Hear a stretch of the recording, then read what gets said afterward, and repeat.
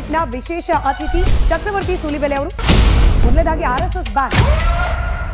ಸಮಗ್ರ ಭಾರತ ಎಲ್ಲಾ ಸಮುದಾಯದವರನ್ನ ಒಳಗೊಂಡ ಭಾರತದ ಕಲ್ಪನೆ ಆರ್ಎಸ್ಎಸ್ಗೆ ವಿರುದ್ಧವಾದದ್ದು. ಅಟಲ್ ಬಿಹಾರಿ ವಾಜಪೇಯಿ ಅವರ ಸರ್ಕಾರ ಒಬ್ಬ ಮುಸಲ್ಮಾನನನ್ನ ಈ ದೇಶದ ರಾಷ್ಟ್ರಪತಿಯನ್ನಾಗಿ ಮಾಡಿತ್ತು. ಇವತ್ತಿನವರೆಗೂ ಆರ್ಎಸ್ಎಸ್ ಕೇವಲ ಒಂದು ಮೇಲ್ವರ್ಗದವರಿಗೆ ಸೀಮಿತವಾದ ಒಂದು ಸಂಘಟನೆ. ನಾನು ಕಾಂಗ್ರೆಸ್ಸನ್ನೇ ಪ್ರಶ್ನೆ ಮಾಡೋದಾದ್ರೆ ಯಾವ ದಲಿತರನ್ನ ಪ್ರಧಾನಮಂತ್ರಿ ಮಾಡಿದಿರಿ ನೀವು? ಇವಾಗ ಪ್ರಿಯಾಂಕ ಖರ್ಗೆ ಅವರಿಗೆ ಆರ್ಎಸ್ಎಸ್ ನ ಬ್ಯಾನ್ ಮಾಡಬೇಕು ಅಂತ ಪರಿಕಲ್ಪನೆ ಬಂದಿದ್ದು ಯಾವ್ದಾದ್ರು ಒಂದು ಧರ್ಮನ ಮೆಚ್ಚಿಸಲಿಕ್ಕ. ಅವರು ಬರೀ ಆರ್ಎಸ್ಎಸ್ ನ ಕುರಿತಂತೆ ಗೂಬೆ ಕೂರಿಸಿ ಎರಡು ಸಮುದಾಯದ ನಡುವೆ ಗಲಾಟೆ ಹತ್ತಿಸ್ತಾ ಇರುವಂತ ಪ್ರಯತ್ನ ಮಾಡ್ತಿರೋದು ಯಾಕೆ? ಸಿಎಂ ಆಗಬೇಕು ಅಂತ. ತಾಯಿಯ ಪೂಜಕರು ನಾವು ಅಂತ ಹೇಳ್ತಾ ತಾಯಿ ತಂಗಿಗೆ ಅವಾಚ್ಯ ಶಬ್ದಗಳಲ್ಲಿ ನಿಂದಿಸ್ತೀರಿ. ಇದೇನಾ ಆರ್ಎಸ್ಎಸ್ ನ ಸಂಸ್ಕೃತಿ? ನನಗೆ ಪ್ರಿಯಾಂಕ್ ಖರ್ಗೆ ಅವರನ್ನ ಇದ್ದ ಜಾಗಕ್ಕಿಂತ ಮೇಲೆ ಎತ್ತರಕ್ಕೆ ತೆಗೆದುಕೊಂಡು ಬರುವಂತ ಇಷ್ಟ ಇಲ್ಲ. ಆ ಯೋಗ್ಯತೆ ಇಲ್ಲ ಅವರಿಗೆ.